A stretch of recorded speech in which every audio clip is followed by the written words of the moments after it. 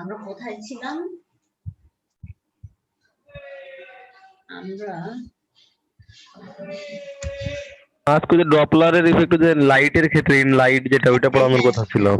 হ্যাঁ পড়াচ্ছি অ্যাডমিট করে নেই কেউ আছে নাকি।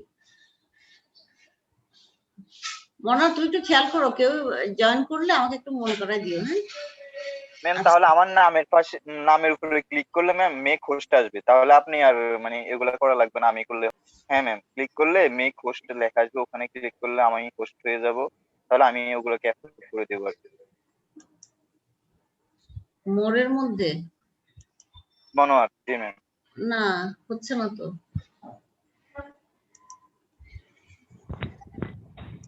আচ্ছা ঠিক আছে, পরে দেখবো।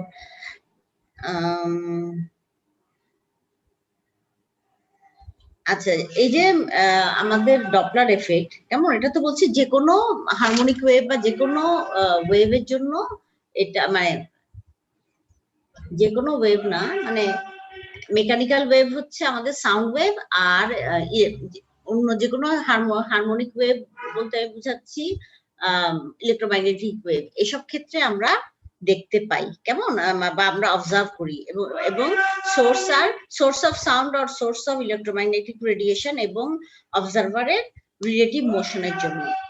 এখন আমরা যদি সাউন্ডে ডপলার এফেক্ট অবজার্ভ করতে চাই, তাহলে আমার সাউন্ড ওয়েভ কিরকম 20 হার্টজ থেকে 20,000 হার্টজ এর মধ্যে আমাদের অডিবল রেঞ্জ কেমন, এই রেঞ্জের মধ্যে যদি না হয় আমি তো আর সেটা কি করতে পারবো না। হ্যাঁ, আমি তো সেটা শুনবো না, যে আমি যদি না শুনি তাহলে আমি কি সেই ডপলার এফেক্ট অবজার্ভ করতে পারবো? তা পারবো না কেমন। আর এর উপরে নিচে ইনফ্রাসনিক আল্ট্রাসনিক সাউন্ড চলে যাচ্ছে। হ্যাঁ, এখন ডপলার এফেক্ট ইন লাইট যেটা, আচ্ছা তাইলে আমাদের লাইট মানে হচ্ছে এক ধরনের ইলেকট্রোম্যাগনেটিক রেডিয়েশন, যেটা আমাদের ভিজিবল রেঞ্জের মধ্যে ওয়েভলেংথ পড়ে কেমন, যে আমরা যে 7টা রং দেখি, হ্যাঁ সেটা ভিজিবল রেঞ্জের মধ্যে কালার দেখি। এছাড়াও তো ইলেকট্রোম্যাগনেটিক রেডিয়েশন তার উপরে নিচে আছে ওয়েভলেংথ, হ্যাঁ, বা ফ্রিকোয়েন্সি। তাহলে ইলেকট্রোম্যাগনেটিক রেডিয়েশন এমিট কে করে? লুমিনাস বডি, যে মানে ওয়েভ রেডিয়েট করার মতো ক্ষমতা আছে। তাহলে আমরা লুমিনাস বডিতে দেখি ডপলার এফেক্ট ইন লাইট, আর সাউন্ডিং বডি যে মানে সোর্স অফ সাউন্ড, সেটার জন্য আমরা দেখি ডপলার এফেক্ট ইন সাউন্ড। এখন দেখো এই ইলেকট্রোম্যাগনেটিক ওয়েভ গুলোর ভেলোসিটি কত? ভেলোসিটি অফ লাইট না সি না? সব বুঝতে পারছো? মাঝে মধ্যে হু হা করো, আমি তো সবাইকে অফ করে দেই নি। জি ম্যাডাম। হ্যাঁ, আচ্ছা তাহলে আমি যদি লুমিনাস বডি থেকে ডপলার এফেক্ট দেখতে চাই, তাহলে আমাদের ওই লুমিনাস বডির ভেলোসিটি অনেক হাই হতে হবে কেমন, কম্পেয়ার টু আমাদের এখানে যে ভেলোসিটিতে আমরা গাড়ি চলে, ট্রেন চলে, যাই হোক বুলেট ট্রেন হয়তো আরো বেশি জোরে চলে আমাদের নর্মাল ডিজেল ট্রেনের চাইতে। হ্যাঁ, কিন্তু আমাদের যে মহাকাশে যেসব কি বলো যে স্টার গুলো আছে অ্যাস্ট্রোনমিক্যাল কেমন, নেবুলি বলো, স্টার বলো, যাই বলো, হ্যাঁ, তাদের সেসব গুলো তো কি লুমিনাস বডি, এবং তারা কি করে বেশিরভাগই তারা ইলেকট্রোম্যাগনেটিক রেডিয়েশন বিকিরণ করে। তাহলে এরা যে ওয়েভ ইলেকট্রোম্যাগনেটিক ওয়েভ বিকিরণ করে, এদের ল্যামডা বা ওয়েভলেংথ কিংবা ফ্রিকোয়েন্সি নিউ এগুলো চেঞ্জ হতে পারে, বাট দেয়ার ভেলোসিটি বা স্পিড অলওয়েজ সেম, সেটা হচ্ছে সি। এটা আমরা কোথায় পাই মনে আছে? এবং ইলেকট্রোম্যাগনেটিক রেডিয়েশন ট্রান্সমিট করার বা প্রোপাগেট করার জন্য কি কোনো মিডিয়াম লাগে সাউন্ডের মতো? হ্যাঁ, সাউন্ডের মতো কি কোনো মিডিয়াম লাগে? না, মিডিয়াম লাগে না কেমন, সাউন্ডের জন্য মিডিয়াম লাগবে, কিন্তু আমাদের ইলেকট্রোম্যাগনেটিক রেডিয়েশন বা লাইটে প্রোপাগেট করার জন্য কোনো মিডিয়ামের দরকার হয় না, এবং যে কোনো ডিরেকশনে সি এর ভ্যালু বা speed of electromagnetic radiation or light is same, same constant. এটা আমাদের স্পেশাল থিওরি অফ রিলেটিভিটির একটা কি পস্টুলেট, কেমন? এটা কি আইনস্টাইনের না? আচ্ছা, তাহলে আমরা যদি প্রোনাউন্স ডপলার এফেক্ট দেখতে চাই, pronounce Doppler effect in light যদি দেখতে চাই, তাহলে মানে সেটা আমার মনে করো আমার ঘটনা একটা ঘটে যাচ্ছে, ডপলার এফেক্ট হচ্ছে, বাট আমি যদি সেটা অবজার্ভই করতে না পারি, মানে আমার অডিবল রেঞ্জের মধ্যে বাইরে যদি একটা সোর্স সাউন্ডের কি লংগিটিউডিনাল কম্প্রেশন, রেয়ারফ্যাকশন ওয়েভ বা মেকানিক্যাল ওয়েভ, কিন্তু বা ধরো যে আমার অডিবল রেঞ্জের বাইরে যে দুটা কম বা বেশি 20 হার্টজ বা 20,000 হার্টজের উপরে বা নিচে যদি মেকানিক্যাল যে লংগিটিউডিনাল ওয়েভটা আছে তার সেই একটা সোর্স যদি আমি অবজার্ভার, হ্যাঁ, আমার থেকে দূরে সরে যাচ্ছে বা কাছে আসছে, বা আমি তার কাছে যাচ্ছি বা দূরে সরে যাচ্ছি, তাহলে যেই ডপলার এফেক্ট হবে সেটা তো আমি অবজার্ভ করবো না, করবো আমি শুনবো না, কারণ সে আমার শোনার জন্য যে ফ্রিকোয়েন্সি রেঞ্জ দরকার হয়, যেটা আমার কানকে এবং ব্রেনকে স্টিমুলেট করবে হিয়ারিং পাওয়ারের জন্য, সেটা তো আমাকে সেটা হবে না, কেমন? সুতরাং আমি ডপলার এফেক্ট ঘটলেও, ডপলার এফেক্ট হলেও আমি কিন্তু ইয়ে করতে পারবো না, ডপলার এফেক্টটা অবজার্ভ করতে পারবো না, কেমন? সেই রকম কোন একটা সোর্স অফ লাইট মহাকাশে সে এমন একটা ফ্রিকোয়েন্সির ওয়েভ মানে ট্রান্সমিট করছে, তার হয়তো গতি আছে, তাহলে তাকে আমরা অবজার্ভ করছি কোত্থেকে বলতো? আমাদের পৃথিবী থেকে, কেমন? আমাদের স্টেশন কি? আমরা যদি ডপলার এফেক্ট ইন লাইট দেখতে চাই, তাহলে আমার ইলেকট্রোম্যাগনেটিক ওয়েভ সোর্স লাগবে, হ্যাঁ, এবং সেগুলো হচ্ছে আমাদের সব স্টার, মানে আমরা এখানেও করতে পারি ছোটখাটো আকারে, কিন্তু তার যেহেতু স্পিড তার সি, হ্যাঁ, সুতরাং আমাদের ডপলার এফেক্ট ইন লাইট যদি অবজার্ভ করতে হয়, প্রোনাউন্সড হতে হয়, যে আমাকে ভালো করে বুঝবো যে এটা ডপলার এফেক্ট ইন লাইট হচ্ছে, তাহলে এই যে ভেলোসিটি অফ লাইট সোর্সের সেটা, সেই ভেলোসিটিটা বা স্পিডটা অনেক হাই হতে হবে। তাহলে এটা একটা গেল। এর আগের ক্লাসে বলেছিলাম Doppler effect in sound is asymmetric. Asymmetric বলতে আমি কি বুঝাচ্ছিলাম?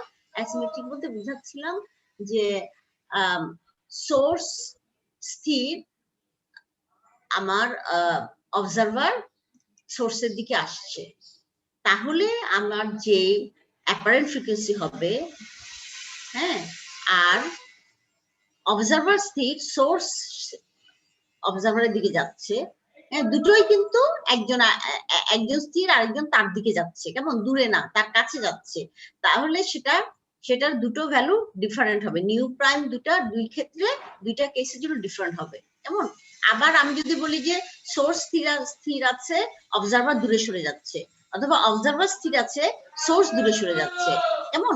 তার মানে দূরে সরে যাচ্ছে, ঘটনাটা দূরে সরে যাচ্ছে, কিন্তু যে কোনো একজন, আইদার ওয়ান ইজ স্থির। এই দুটো কেসের, ডিফারেন্ট কেসের জন্য আমাদের যে অ্যাপারেন্ট ফ্রিকোয়েন্সি পাবো, সেই দুই ক্ষেত্রে দুইটা ফ্রিকোয়েন্সি ডিফারেন্ট হয় বলেই আমাদের ডপলার এফেক্ট ইন সাউন্ড গত ক্লাসে বলেছিলাম। সাউন্ড ওয়েভের জন্য আমাদের কি লাগে? প্রপাগেট করার জন্য আমাদের মিডিয়াম লাগে, এবং এই মিডিয়ামের রেসপেক্টে, মিডিয়াম টু মিডিয়াম আমাদের সাউন্ড ওয়েভের ভেলোসিটি ভ্যারি করে, হ্যাঁ, এবং তার রেসপেক্টে আমাদের সাউন্ডের ভেলোসিটি মাপা হয় বা মেজার করা হয়। কিন্তু লাইটের ক্ষেত্রে দেখো, লাইটের বা ইলেকট্রোম্যাগনেটিক ওয়েভের velocity is always same, c, কেমন? ঠিক আছে ম্যাম? হ্যাঁ, বলো। একটা প্রবলেম ছিল ওইখানে, ডপলারের যে থিওরি, ওইটা কি মাধ্যম কি শুধু বায়ুতে হবে নাকি আর কোনো মাধ্যম লাগবে? না, যে কোনো মাধ্যমেই হতে পারে, কিন্তু সেটা সাউন্ডের জন্য তো যে কোনো মাধ্যম লাগে, সেটা যে কোনো মাধ্যমে হতে পারে। তো এখন বায়ুতে আর পানিতে হলে একটু ডিফারেন্ট হবে না জিনিসটা? হবে তো, সেই জন্যই তো বলছি হবে, সেটার জন্য তখন তো দুইটা মাধ্যমই একই, তখন না, কি তখন কি হয় ম্যাম পানিতে শুনছো অথবা পানিতে শুনছো অথবা কোনো একটা সলিডের মধ্যে দিয়ে গেল, হুম, কিন্তু yes, সে ma'am. আমি তো আইদার যে কোনো একটা মাধ্যমের মধ্যে শুনবো। আমি তো একবার বায়ুতে শুনে একবার বায়ুতে যাচ্ছি আর একবার পানিতে যাচ্ছি, সেটা তো হবে না। এখন ম্যাম বায়ুতে আর পানিতে হলে এখন কি লয়ের কোনো কি চেঞ্জ হবে? লয় চেঞ্জ হবে না, ভেলোসিটি চেঞ্জ হবে, আচ্ছা ঠিক আছে ভি এর ভ্যালু চেঞ্জ হবে, কেমন? ম্যাম। এবং এই ভি এর ভ্যালু চেঞ্জ হয় বলেই আমার দুই ক্ষেত্রে এবং এই মানে আমার দুইটা ক্ষেত্রে দুই রকমের ভ্যালু আমরা অ্যাপারেন্ট ফ্রিকোয়েন্সি পাই, ঠিক আছে? আচ্ছা ঠিক আছে কিন্তু লাইটের ক্ষেত্রে বা ইলেকট্রোম্যাগনেটিক, আচ্ছা নেক্সট ক্লাস থেকে ইয়েকে দিব,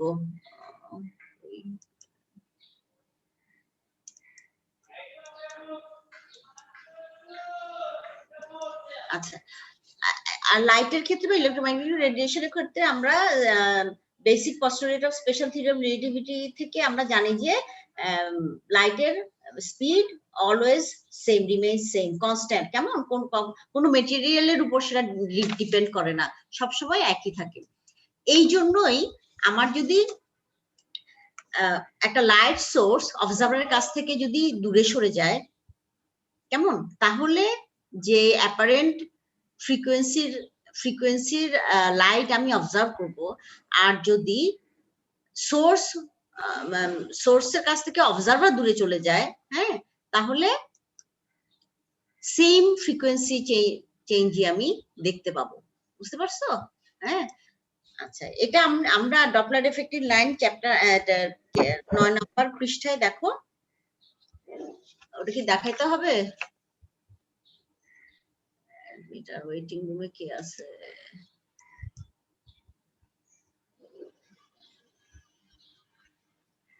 আচ্ছা, সবাই ঢুকছে?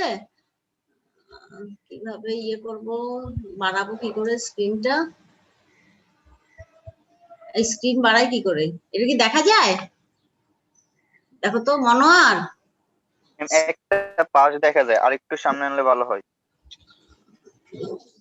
এটা তোমাদের কাছে আছে না? দাঁড়াও, আমি স্ক্রিনটা কিভাবে বাড়াবো রে? উপরের কোনায় ম্যাক্সিমাম করে দেন, তাহলে তো পারে যাবে। ও ম্যাক্সিমাম, এটা আচ্ছা, স্ক্রিনটা বাড়াবার জন্য এটা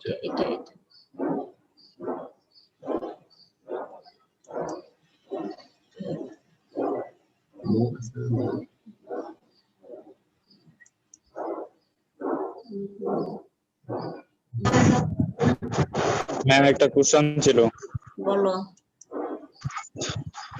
ম্যাম আমরা ডিসটেন্সটা কেন কাউন্ট করি না এক্ষেত্রে? হ্যাঁ বলো। মানে আমরা অবজারভার আর সোর্সের মধ্যে ডিসটেন্সটা কেন কাউন্ট করি না? ডিসটেন্স কাউন্ট করি না অবজারভার আর এর মধ্যে? ডিসটেন্স কাউন্ট করার তো আমার দরকার নাই। ডিসটেন্স কেন কাউন্ট করব? হ্যাঁ, যদি ডিসটেন্স কেন? আমার ফর্মুলার মধ্যে কি ডিসটেন্স আছে? না কেন কাউন্ট করা হয় না যদি আমার দূরত্বটা অনেক বেশি হয়? ডিসটেন্স কি আমার কোনো ফর্মুলার মধ্যে আসার দরকার হচ্ছে? দেখো না, ফ্রিকোয়েন্সি মাপি কি করে? ভেলোসিটি দিয়ে আর ডিসটেন্স আমি মাপছি ইনডাইরেক্টলি ল্যামডা দিয়ে, ওয়েভলেংথ দিয়ে, কেমন? এই যে আমাদের কেস 1 এর যে ফিগার ছিল, যে দেখো এটা এটা এটা ডিসটেন্স, কিন্তু এটা কিসের জন্য? পার সেকেন্ডে যখন আমি ডিসটেন্স মাপি তখন সেটা ফ্রিকোয়েন্সি ওয়েভলেংথের আকারে হয়ে যায়, কেমন?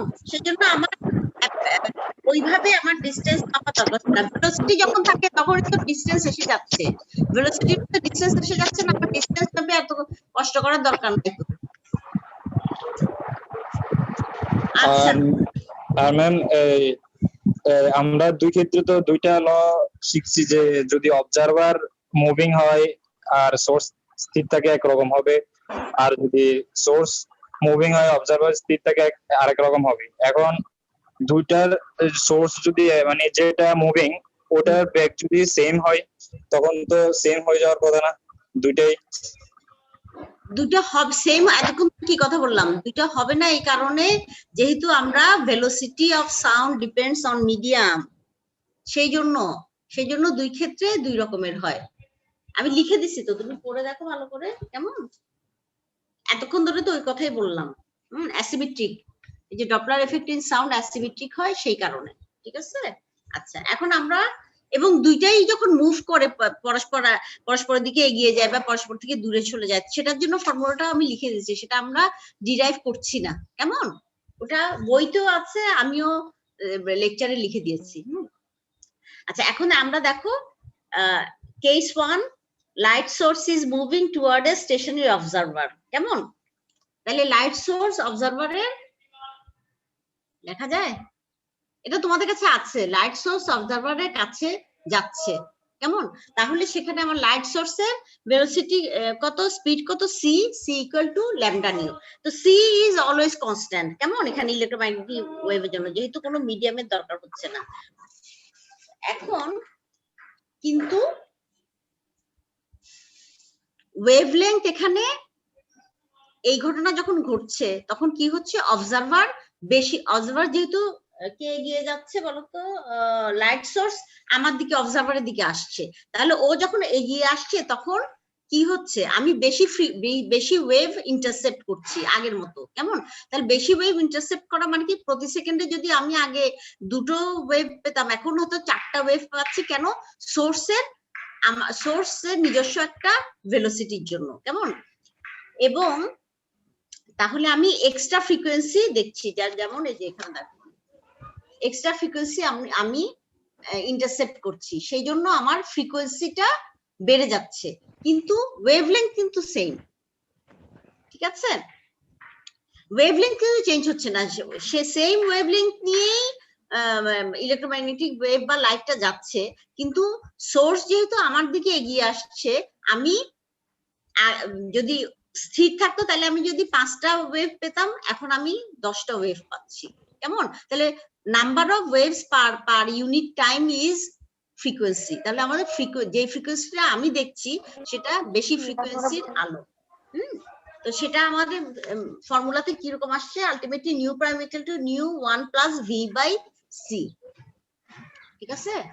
এখন দেখো কেন আমি v by c term, v মানে কি, ভেলোসিটি অফ সোর্স, তাই না, লাইট সোর্স।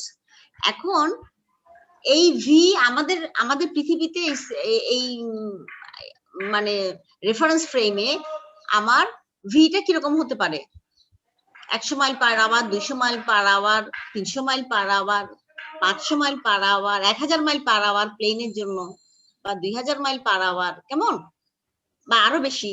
কিন্তু আমার 10⁸ মিটার পার সেকেন্ডের সমান তো আর হবে না, সি এর মান কত, 3.8 ইন্টু 10⁸ মিটার পার সেকেন্ড না, তাই তো।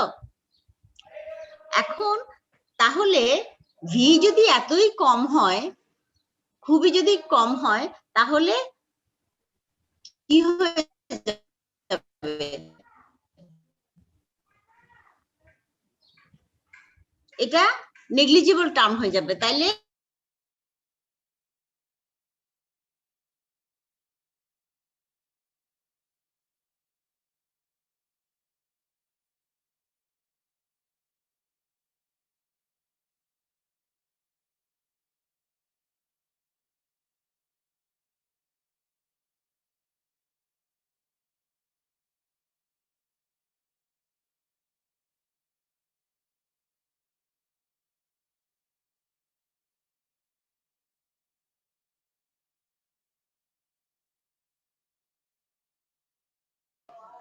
ম্যাডামের কথা কি বোঝা যাচ্ছে? ম্যাম আটকে গেল কেন তা? ম্যাম আটকে গেছে।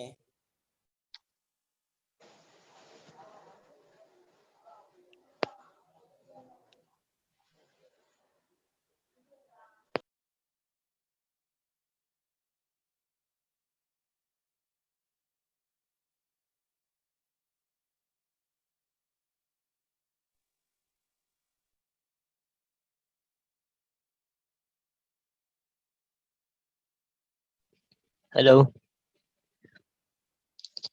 ম্যাম কই?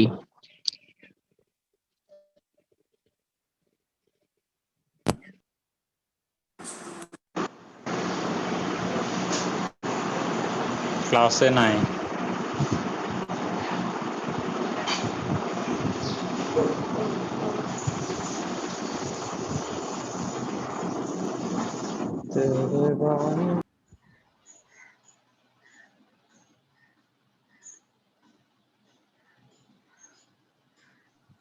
অনন্দিতা হোস্ট হয়ে গেছে। এ মনোয়ারকে বল ম্যাডামকে ডাকতে। এখন অনন্দিতা ম্যাডাম রে ইন্টার করতে দেবে না, হ্যাঁ যেহেতু অনন্দিতা হোস্ট, তাহলে অনন্দিতা এখন ম্যাডামকে ঢুকতে দেবে না। অনন্দিতা ম্যাডামকে একটু ঢুকতে দাও। নোয়ার কি অবস্থা? ম্যাডাম নাস্তা করে নাই মনে হয়, এই জন্য আটকে গেছে। আরে না, জামিয়াল, হুম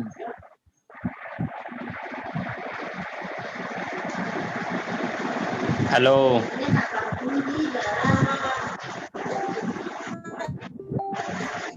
আনোয়ার ভাই কি অবস্থা? সুজীব এই ভালো। ইয়ারফোন দিয়ে ছেলের ছবি দিছে সেই।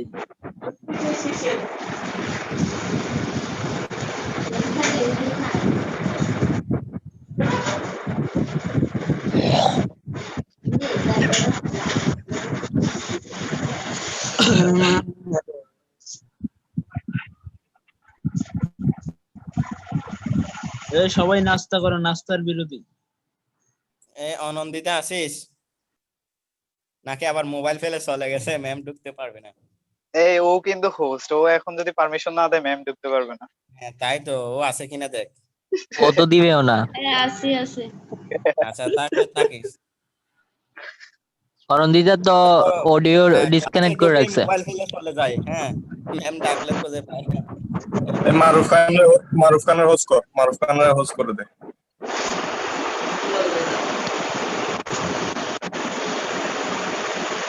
ঝড় হচ্ছে নাকি?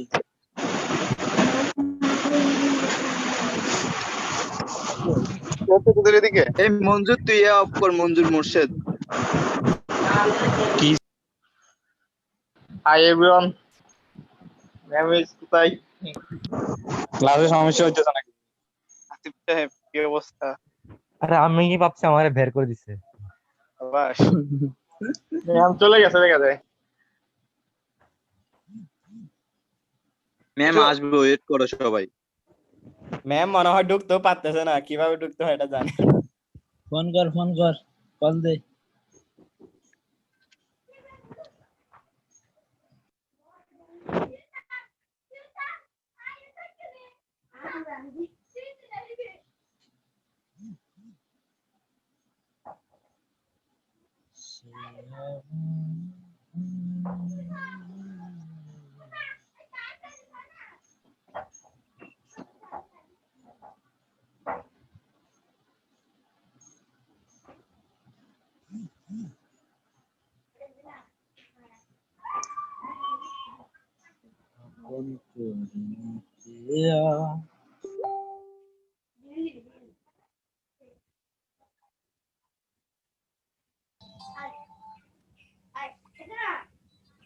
হ্যালো,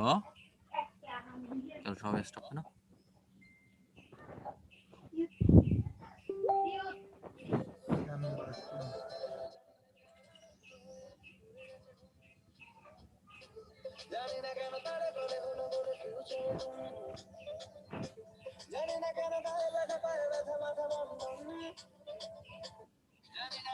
আমিনা আমিনা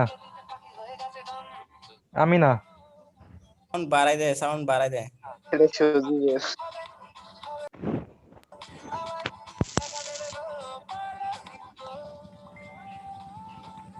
হুজাইফা, হুজাইফা, এই হামিম, তুই আসছ নাকি? হামিম, গান গান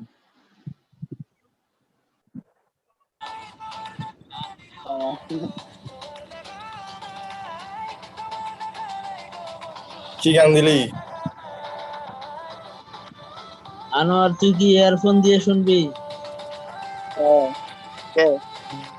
ভালো খেলা গান শুনে, গান ভালো আর্থিক একটু শোনাইবে দে।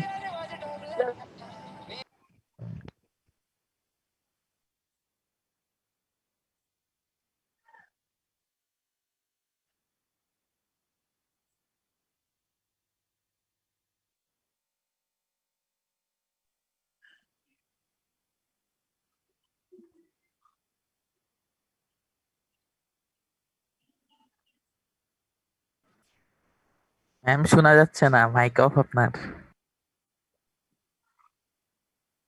ঠিক আছে? জি ম্যাম। আচ্ছা, তাহলে আমি একটু আগে কি বলছিলাম, nu prime equal to nu 1 plus v by C.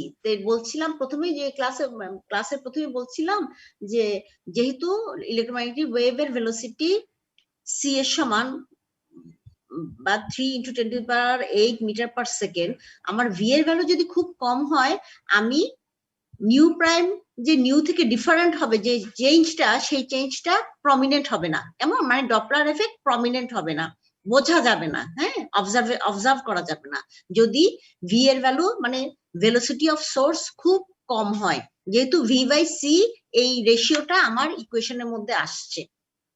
পরে তাহলে বুঝতে পেরেছো কেন আমরা বলছি যে velocity of source or observer should be comparable to কি বা কাছা মানে মোটামুটি হাই ভ্যালু থাকতে হবে। আচ্ছা, আর কেস 2 তে আমরা কি বলছি, source is stationary, light source is stationary, observer is moving. সেখানেও আমি আগের সেম ইকুয়েশনটাই আমরা পাই। কেমন? তাহলে দেখো দুইটা ক্ষেত্রে অবজারভার মুভিং টুয়ার্ডস সোর্স অথবা সোর্স মুভিং টুয়ার্ডস অবজারভার, দুটো ক্ষেত্রেই ফর্মুলা দেখো এক্স্যাক্টলি সেম, তাহলে সেম ভ্যালু পাচ্ছি। সেই জন্য আমরা বলি Doppler effect in light is symmetric. তাহলে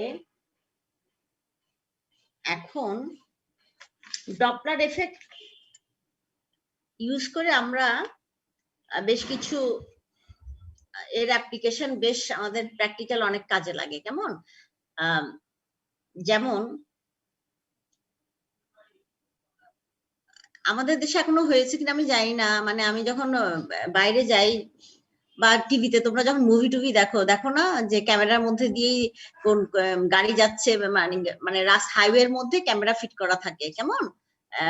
ট্রাফিক লাইটের পোস্টের মতো ওইসব পোস্ট গুলোতে, হ্যাঁ, এবং কন্ট্রোল রুম থেকেই কোন গাড়ি হাই স্পিডে যাচ্ছে বা পারমিটেড লেভেলের উপরে স্পিডে যাচ্ছে কিনা সেটা কিন্তু কন্ট্রোল রুম থেকেই ওরা বের করতে পারে, এবং সাথে সাথেই ওই ড্রাইভিং লাইসেন্সটা দেখেই ক্যামেরাতে ওকে শাস্তি দেওয়া হয়ে যায়। কেমন? ঠিক আছে, ফাইন হয়ে যায় অটোমেটিক। হ্যাঁ, তাহলে এটা আমরা কিন্তু ডপলার এফেক্ট ইউজ করে করা যায়। কিভাবে ডপলার এফেক্ট? ওখানে কি কোনো লাইট সোর্স আছে? লাইট সোর্স নাই ওখানে, একটা মানে আপাত দৃষ্টিতে নাই, কিন্তু একটা যদি আমরা লাইট সোর্স রাখি, হ্যাঁ, যেমন যে কোনো একটা লাইট সোর্স যদি ওখানে আমরা বিশেষ করে পুলিশ কারের মধ্যে থাকে, পুলিশ কারও যদি সেরকম একটা রাস্তা দিয়ে চলে যাচ্ছে, তার পাশের গাড়িগুলো কি হাই স্পিডে, বেশি স্পিডে যাচ্ছে বা কত স্পিডে যাচ্ছে, সেটাও সে ডপলার এফেক্টের মাধ্যমে জানতে পারে। কেমন? এটা আমি ডিটেইলস লিখে দিয়েছি। হ্যাঁ, ম্যাম কেউ একজন অ্যাডমিট আছে, কয়েকজনে। এতক্ষণে কেন?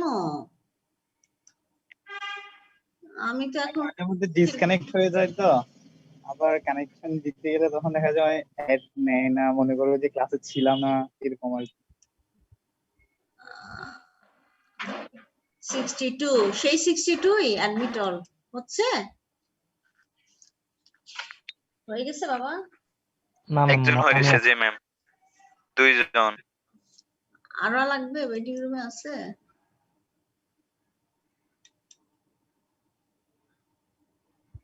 হয়েছে তো না?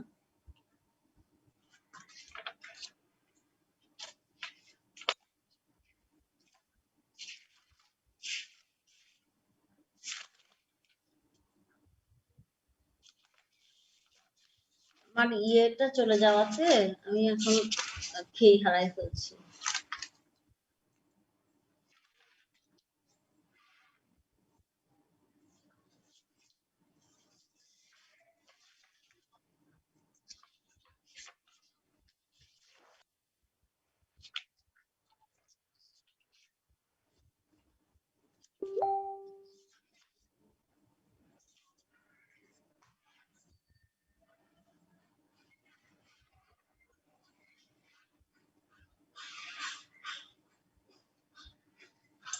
আচ্ছা, আমি একটা পৃষ্ঠা তোমাদেরকে ফটোকপি মানে ফটো তুলে পাঠিয়েছিলাম, কেমন? সেখানে কি করে আমরা স্যাটেলাইটের একটা স্যাটেলাইট যদি বা যে কোনো একটা মিটেরিয়ল যদি আমাদের পৃথিবীর পাশ দিয়ে চলে যায়, তার ভেলোসিটি আমরা কি করে বের করতে পারি, কেমন? সেগুলো। কি রে বাবা, ক্লাস শেষ হয়ে যাচ্ছে, এখন কি অ্যাডমিট চাচ্ছ নাকি চলে গেছিলা? একটা পৃষ্ঠা ফটোকপি ছবি দিয়ে দিছিলাম, ওটা একটু পড়ে দেখবা। এখানে অ্যাপ্লিকেশন গুলি কিভাবে হয় সেটা দেওয়া আছে, কেমন? ওইটিং রুমে আরো। আচ্ছা, পরের ক্লাসটা শুরু করার সময় তোমাকে কো-হোস্ট করে দিব, কেমন? প্রথমে কথাবার্তা বলার সময় তখন ওটা করে নিব, হ্যাঁ? আচ্ছা ম্যাম।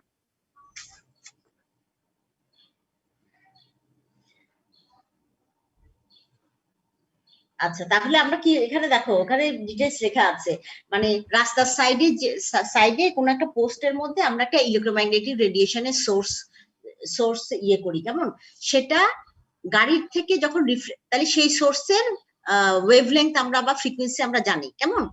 মানে রাস্তার পাশে একটা পোস্টের মধ্যে আমি একটা ইলেকট্রোম্যাগনেটিক ওয়েভের সোর্স দিয়ে দিলাম। এখন গাড়ি যখন যায়, এই ওয়েভটা রাস্তার দিকে ট্রান্সমিটেড হচ্ছে, কেমন? সাইড থেকে রাস্তার দিকে, হ্যাঁ, ওয়েভ বেরোচ্ছে। এখন গাড়ি যখন যায়, এই গাড়ি থেকে কি করে রিফ্লেক্টেড হয়ে আবার ফিরে আসে, তাকে আবার আমরা রিফ্লেকশন হয়ে ফিরে আসে। এখন এই গাড়ির মোশনের জন্য এই যে রিফ্লেক্টেড যে ওয়েভটা, এই ওয়েভের ফ্রিকোয়েন্সিটা চেঞ্জ হয়ে যাবে, এবং সেখান থেকে আমরা সেই ডপলার এফেক্ট থেকে আমরা মুভিং কারের বা ভেহিকলস এর আমরা ভেলোসিটি আমরা জানতে পারি, কেমন? আচ্ছা, তারপর আমরা আর কি জিনিস জানতে পারি? আমরা করেই দিছি, আমরা দ্য ইউনিভার্স ইজ এক্সপ্যান্ডিং, এই টার্মটা নিশ্চয়ই তোমরা অনেকেই শুনেছো, তাই না? আমাদের ইউনিভার্স বিস্তৃত হচ্ছে। তার মানে কি? ইউনিভার্স বিস্তৃত হচ্ছে, এই কথাটার অর্থ হচ্ছে যে বিগ ব্যাং অথবা একটা এক্সপ্লোশনের মাধ্যমে এই ইউনিভার্সটা তৈরি হয়েছিল, কেমন? কনসেন্ট্রেটেড কোন একটা মাসের এক্সপ্লোশনের ফলে আমাদের এই ইউনিভার্সটা তৈরি হয়েছে। এবং এক্সপ্লোশন হলে কি হয়? একটা বোমা যখন ফাটে কি হয়? তার ভিতরে যেসব জিনিসপত্র থাকে সেগুলো সব বাইরের দিকে ছড়িয়ে যায় না, কেমন? সেই রকম এক্সপ্লোশনের ফলে প্রতিটা তার ভিতরে যে পার্টিকেল গুলো, যে কনস্টিটিউয়েন্ট পার্টিকেল গুলো, সেগুলো ছড়িয়ে আছে। সেই কনস্টিটিউয়েন্ট পার্টিকেল গুলোর তো ঠান্ডা হয়ে আমাদের এই সান, নক্ষত্র বা আলাদা যেসব স্টার তৈরি হয়েছে, নেবুলি তৈরি হয়েছে, কেমন? এই সব জিনিসগুলি তৈরি হয়েছে। কিন্তু দেখা যাচ্ছে যে ডিস্টেন্ট যে নেবুলি বা স্টার গুলো থেকে যে ওয়েভটা আমাদের কাছে আসছে, যেমন এরা কিন্তু সব ইলেকট্রোম্যাগনেটিক ওয়েভ ট্রান্সমিট করে, হ্যাঁ, কারণ ওগুলো লুমিনাস বডি। সূর্যটা কি সলিড কিছু তা না, তো এর মধ্যে সারাক্ষণই রিয়াকশন হচ্ছে, কেমন? ফিউশন সব ধরনের রিয়াকশন হচ্ছে, গ্যাসিয়াস অবস্থায় আছে, এবং যার ফলে সেখান থেকে আমরা যে লাইটটা দেখি, এই এক্সপ্লোশন, তার ভিতরে যে রিয়াকশন গুলো হয়, তার ফলে যে ইলেকট্রোম্যাগনেটিক রেডিয়েশন বের হয়, সেই লাইট গুলোই আমাদের পৃথিবীতে আসছে বা সারা দিকে ছড়িয়ে যাচ্ছে। এরকম আরো কোটি কোটি এরকম নক্ষত্র আছে, কেমন? মহাকাশে। তাহলে বিভিন্ন নেবুলি থেকে যেই ধরনের ওয়েভ ফ্রিকোয়েন্সি আমরা পাই ডপলার এফেক্টের ফলে দেখা যাচ্ছে, সেই ফ্রিকোয়েন্সি গুলি রেডার সাইডে রেড শিফট বলে। রেড কালার কি ওয়েভলেংথের? ব্লু চাইতে ওয়েভলেংথ বেশি বড়। ওয়েভলেংথ বেশি বড় মানে কি? ফ্রিকোয়েন্সি কম, মানে wavelength V equal to N lambda. তাহলে ল্যামডা বড় হলে, ভি যেহেতু সি এর সমান, ভি কনস্ট্যান্ট, সি কনস্ট্যান্ট, তাহলে ল্যামডা বড় হলে ফ্রিকোয়েন্সি কমে যাবে, আর ফ্রিকোয়েন্সি কমে গেলে ওয়েভলেংথ বেড়ে যাবে। তাহলে ওয়েভলেংথ বেড়ে যাওয়া মানে কেমন? তাহলে ওয়েভলেংথ কি ছড়িয়ে যাচ্ছে, আরো দূরে চলে যাচ্ছে আমাদের কাছ থেকে, হ্যাঁ। তাহলে এখান থেকে আমরা বুঝতে পারি যে এই রেড শিফট থেকে আমরা বুঝতে পারি যে ইউনিভার্স ইজ এক্সপ্যান্ডিং। তারপরে আর কি স্টাডি করা যায়? আরো একটা কথা, সূর্য যে তার নিজের অক্ষ বরাবর 2 কিলোমিটার পার সেকেন্ডে ঘুরছে, হ্যাঁ, সেটাও আমরা ডপলার এফেক্ট থেকেই আমরা বুঝতে পারি। এবং সূর্য যে উত্তর দক্ষিণ, কেমন? উত্তর দক্ষিণ এই বরাবর ঘুরছে, সেটাও আমরা এখান থেকে বুঝতে পারি। কারণ সূর্য তাহলে পূর্ব থেকে পশ্চিমে ঘুরে, কেমন পৃথিবী যেরকম ঘুরে, তাহলে পূব পাশের থেকে যে রেটা আসে আর পশ্চিম পাশ থেকে যে রেটা আসে, এই দুইটার মধ্যে স্পিডের জন্য একটা শিফট আমরা পাই, ফ্রিকোয়েন্সি শিফট, কেমন ডপলার এফেক্টের। সেখান থেকে আমরা বুঝি যে সূর্য কি পূর্ব থেকে পশ্চিমে ঘুরছে। আর এটা বুঝি যে পূর্ব থেকে পশ্চিমে ঘুরছে, কিন্তু পূর্ব পশ্চিম উত্তর দক্ষিণে ঘুরে না, এটা প্রমাণ করতে পারি এই কারণে উত্তর দিক থেকে যে ওয়েভ আসবে ইলেকট্রোম্যাগনেটিক ওয়েভ আর দক্ষিণ দিক থেকে যে ইলেকট্রোম্যাগনেটিক ওয়েভ আসবে, এই দুইটা ওয়েভের মধ্যে কোনো ডপলার এফেক্ট ঘটে না, অবজার্ভ করা যায় না। সেই জন্য বলা হয় যে নর্থ আর সাউথ এর এক্সিস বরাবর, নর্থ সাউথ এক্সিস বরাবর পূর্ব পশ্চিমে সূর্য ঘোরে, এবং সেই জন্যই আমরা একটা শিফট দেখতে পাই, ডপলার শিফট, কেমন। আচ্ছা, বাইনারি স্টার বা ডাবল স্টার, কেমন এই জিনিসগুলো আমরা, ডাবল স্টার মানে কি, দুইটা নক্ষত্র একই সাথে আছে, মানে তারা কোএক্সিস্ট করে, একটা একটাকে কেন্দ্র করে ঘুরে, হ্যাঁ ডাবল স্টার বলে এটাকে, এভাবে ঘুরে একটার সাথে একটা, হ্যাঁ, বা বাইনারি স্টার, যমজ আর কি, হ্যাঁ। এবং আমাদের শনি গ্রহে স্যাটার্নের যে একটা গ্যাসিয়াস বলয় আছে না, রিং এর মতো দেখা যায়, হ্যাঁ, সেইগুলো আমরা ইয়ে থেকে ডপলার এফেক্টের মাধ্যমে আমরা বের করতে পেরেছি, কেমন। এগুলো হচ্ছে ডপলার এফেক্টের অ্যাপ্লিকেশন। হ্যাঁ, আমি একটা ফটো তুলে দিয়েছিলাম একটা অ্যাপ্লিকেশন, আর তোমাদের ব্রিজলারের বইতেও আছে, সেটা একটু দেখো। একটা প্রবলেম করাতে চেয়েছিলাম, প্রবলেমটা দিয়ে দিয়েছিলাম, দুইটা প্রবলেম আমি লাস্টে দিয়েছি, দুই টাইপের, কেমন। এটা তোমরা দেখে নিও, পারবে, হ্যাঁ, সকালবেলা দিয়েছিলাম, হ্যাঁ, একটু দেখে নিও, না পারার কোনো কথা না। বুঝাবার কি দরকার আছে? হ্যাঁ, বুঝাবার কি দরকার আছে? বুঝিয়ে দেন ম্যাম, বুঝাই দিতে হবে। আচ্ছা আচ্ছা, এখানে হচ্ছে একটা ট্রেন 40 মিটার পার সেকেন্ডে যাচ্ছে হুইসেল চালাতে চালাতে, এবং সেই সাউন্ডের হুইসেলের ফ্রিকোয়েন্সি 500 হার্টজ, কেমন। এখন আচ্ছা ঠিক আছে, থ্যাংক ইউ মামা। আচ্ছা, এখন তাহলে আমাদের যদি অবজারভারের কাছ থেকে, অবজারভারের দিকে ট্রেনটা আসে, তাহলে কি ফ্রিকোয়েন্সি শুনবো, আর অবজারভার থেকে দূরে সরে গেলে কি ফ্রিকোয়েন্সি শুনবো, কেমন, সে দুটো বের করতে হচ্ছে, কেমন। তাহলে আমাদের অবজারভারের কাছে যদি ট্রেন এগিয়ে আসে, তাহলে যে অ্যাপারেন্ট ফ্রিকোয়েন্সি আমরা শুনবো নিউ প্রাইম ইকুয়াল টু কি হবে, nu into v divided by v minus vs, আমাদের 1 নাম্বার ইকুয়েশন পেজ 2 তে আছে, কেমন। তাহলে এখানে এই ইকুয়েশনে আমার ভেলোসিটি ভি কত, ভেলোসিটি ভি হচ্ছে velocity of sound 343 metre per second in air, কেমন। ভিএস হচ্ছে ভেলোসিটি অফ সোর্স বা ট্রেন, তাহলে সেটা 40 মিটার পার সেকেন্ড, আর নিউ হচ্ছে ফ্রিকোয়েন্সি অফ সাউন্ড, এখানে 500 মিটার হার্টজ আছে। তাহলে আমরা এখান থেকে নিউ প্রাইম বের করে ফেলবো, কেমন, সেটা কত, 566 হার্টজ, বসালেই পাবা। এখন বলছে যে অবজারভারের কাছ থেকে যদি দূরে সরে যায় ট্রেন হুইসেল বাজাতে বাজাতে, তখন আমরা কিরকম শুনবো, তাইলে সেখানে অবভিয়াসলি আমরা কম ফ্রিকোয়েন্সির সাউন্ড শুনবো তো, তাই তো। কাছে আসলে বেশি ফ্রিকোয়েন্সি, এটা হচ্ছে ফর্মুলা, কাছে আসলে বেশি ফ্রিকোয়েন্সি, দূরে গেলে কম ফ্রিকোয়েন্সি সাউন্ড শুনবো। তাহলে দূরে গেলে আমাদের ইকুয়েশন নাম্বার কত, 2, কেমন। সেটা হচ্ছে nu prime equal to nu into v by v plus vs, কেমন। সেখানে দেখো আগে ছিল 566 হার্টজ, এখন ছিল 448 হার্টজ, হ্যাঁ। তাহলে প্রথমটা ছিল case 1, source moving towards the stationary observer, আর দ্বিতীয়টা হচ্ছে source moving away from the stationary observer. এটা তো না বুঝার কোনো কারণ নাই, জাস্ট সিম্পল একটা কেস। সেকেন্ড অঙ্কটা, এটা হচ্ছে দুটো সোর্স আর অবজারভার দুজনে যদি পরস্পরের দিকে আসে অথবা পরস্পর থেকে দূরে চলে যায়, মানে ট্রেনও চলে যাচ্ছে, ট্রেন যেদিকে যাচ্ছে আমি অবজারভার তার উল্টা দিকে যাচ্ছে, একটা কেস। আরেকটা কেস হচ্ছে ট্রেন আর অবজারভার পরস্পরের দিকে আসছে, কেমন। তাহলে এই দুই ক্ষেত্রে আমাদের কি ধরনের ফ্রিকোয়েন্সি আমরা শুনতে পাবো, কেমন। এখানে জাস্ট আমরা ফর্মুলার মধ্যে আমরা দেখো, যখন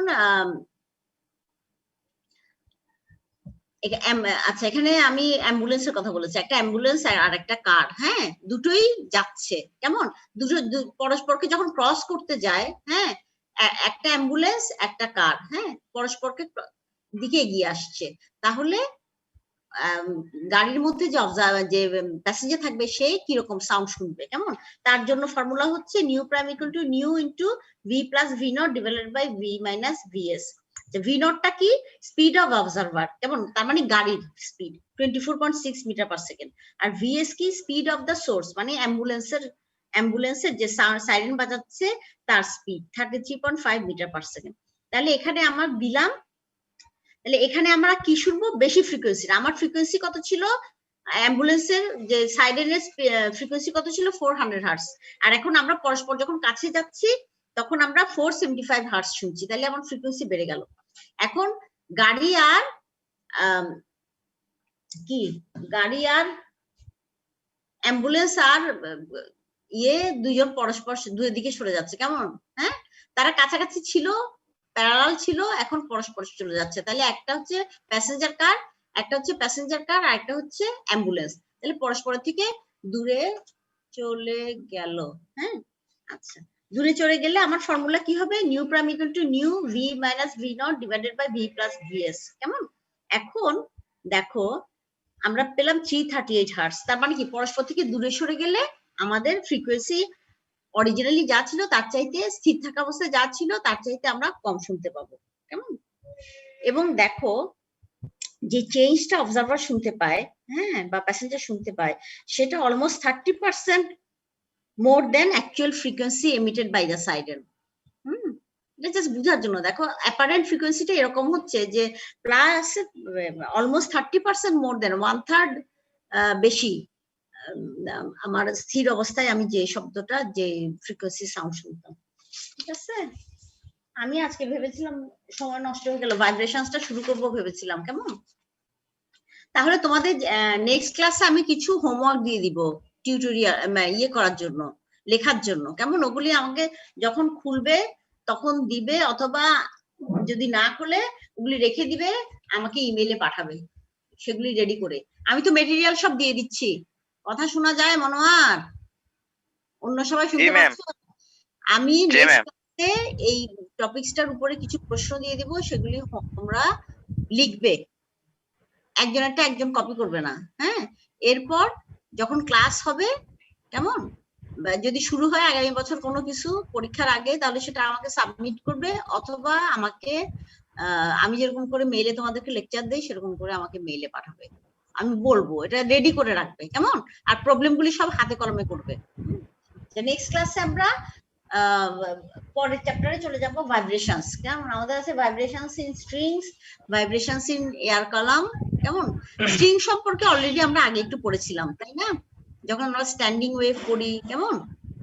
তা আমরা ভাইব্রেশনস অফ স্ট্রিং এর জন্য, ট্রান্সভার্স ভাইব্রেশনস অফ স্ট্রিং এর যে কিছু ফর্মুলা আছে, হ্যাঁ, সেগুলো বা থিওরি আছে, সেগুলি পড়বো। এবং এগুলি দিয়ে কি হয় বলতো, ট্রান্সভার্স, একটা তারকে টানলে কি হয় রে বাবা, lodge of transverse vibrations of string. বলছি যে কি হয়েছে, ওয়েটিং রুমে আবার এতক্ষণ পরে এত লোক কেন, হ্যাঁ।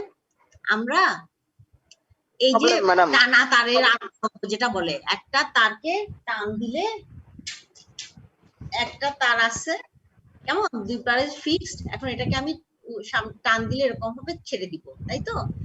এমনি ছাড়লে তো সাউন্ড টাউন্ড কিছু শোনা যাবে না, কারণ এর মধ্যে কি আছে, ওয়েভ তো তৈরি হচ্ছে, কেমন, দুই পাশে স্থির রেখে এটাকে টান মেরে দিলে পাতলা, এটা তো ভারী, পাতলা হলে সে এরকম ভাইব্রেট করতে থাকবে, এবং ভাইব্রেট করবে বিভিন্ন ফ্রিকোয়েন্সিতে। এখন এটা যদি আমরা গিটার, সেতার, হ্যাঁ, এই ধরনের যত বীণা, হ্যাঁ, সবকিছুর মধ্যে কি হয়, এগুলোর মধ্যে আর কি আছে, হারমোনিয়াম, না, সবের মধ্যে কি ট্রান্সভার্স ভাইব্রেশনস হচ্ছে তারের মধ্যে, হ্যাঁ। তাহলে সেগুলো ফ্রিকোয়েন্সি ডিফারেন্ট টাইপের ফ্রিকোয়েন্সি উৎপন্ন করে। যেমন একটা হচ্ছে ফান্ডামেন্টাল ফ্রিকোয়েন্সি, আর হচ্ছে আরেকগুলো হচ্ছে হারমোনিক্স বা ওভারটোনস। আমি ডিটেইলস পড়াবো, আমি জাস্ট এমনি একটা আইডিয়া দিচ্ছি, একটু সময় আছে তাই। হ্যাঁ, তাহলে এগুলো রেজোনেন্স করে কেমন। তাহলে আমার কি একটা খালি একটা তার তো আমরা বাজাই না, একতারা দোতারার মধ্যে কি আছে, একটা কি লাউয়ের একটা মধ্যে, তাই না, কি খোলসের মধ্যে তারটা থাকে, বা একটা কাঠের একটা বাক্সের মধ্যে থাকে। তো এই বাক্স বা খোলস রাখার উদ্দেশ্য কি, তার মধ্যে বাতাস থাকবে কেমন। এখন আমি যখন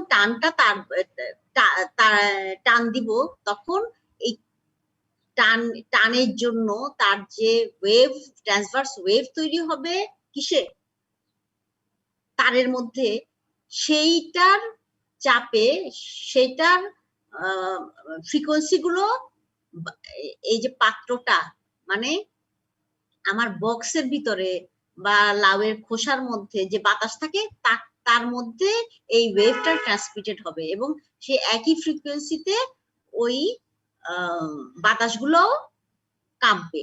তাহলে তারের মধ্যে যে বা দড়ির মধ্যে যে ওয়েভ তৈরি হবে, সেটা কি সাউন্ড ওয়েভ? না, সেটা তো সাউন্ড ওয়েভ না কেমন। কিন্তু বাতাসের মধ্যে যেটা করবে, সেই মেকানিক্যাল ওয়েভটা সাউন্ড তৈরি করবে, সেই ফ্রিকোয়েন্সির সাউন্ড তৈরি করবে, তখন আমরা মিউজিক শুনতে পাই কেমন। এবং আবার যে ভাইব্রেশনস ইন এয়ার কলামস, হ্যাঁ, এগুলো কি অর্গান পাইপস, হ্যাঁ, আবার যে বিভিন্ন কি ফ্লুট, হ্যাঁ, বাঁশি, অর্গান পাইপ, আরো বিভিন্ন রকমের আমাদের এই বাতাসের পাইপের ভিতর দিয়ে আমরা বাজাই না, বিভিন্ন মিউজিক্যাল ইনস্ট্রুমেন্ট বাজাই না। হ্যাঁ, তাহলে সেগুলো কি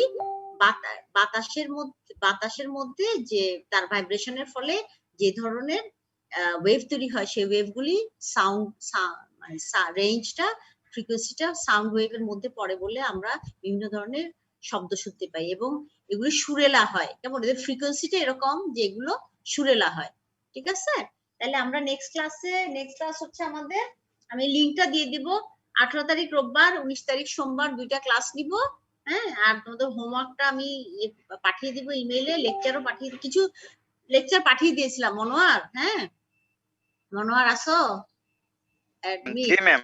হ্যাঁ, জি ম্যাম। লেকচার তো পাঠিয়ে দিয়েছি, আবার আমি ল্যাপটপটা আমার আসছে, আমি আবার ঠিক করে আবার মেইলে বাকিগুলো পাঠিয়ে দিব কেমন।